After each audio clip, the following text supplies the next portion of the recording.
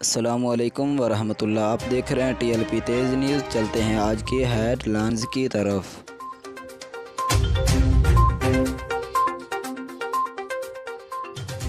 امیر تحریک لبیک پاکستان قائد ملت اسلامیہ صاحبزادہ حافظ سعد حسین رضوی صاحب کی ناجائز نظربندی کی آئندہ سماعت 20 ستمبر بروز پیر کو لاہور ہائی کورٹ میں ہوگی۔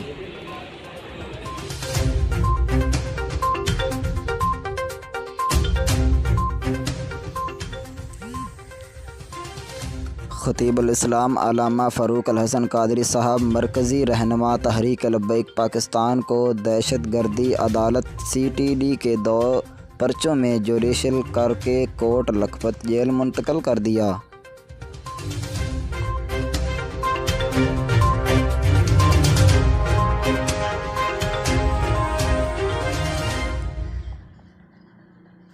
رحیم یار خان کی قیادت بھی گرفتار۔ اللہ پاک اپنا خصوصی کرم فرمائے۔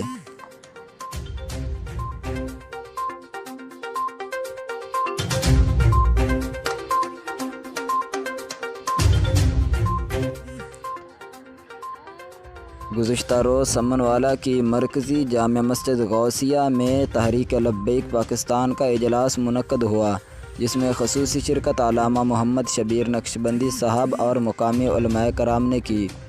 اجلاس میں حکومتی غنڈہ گردی اور امیر محترم حافظ سعد حسین رضوی کی ناجائز قید، مرکزی مجلس شورا ضلعی قیادت کارکنان کی ناجائز قید کی بھرپور مذمت کی گئی اور نماز کی پابندی، ختم نبوت پہ پہرہ داری، ناموس رسالت پہ پہرہ داری کی بات کی گئی۔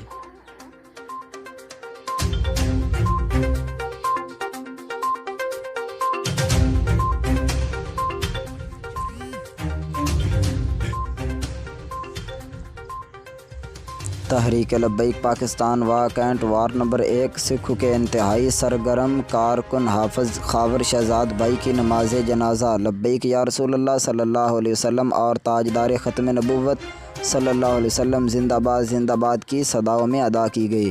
سکھ گاؤں کی تاریخ کا سب سے بڑا جنازہ۔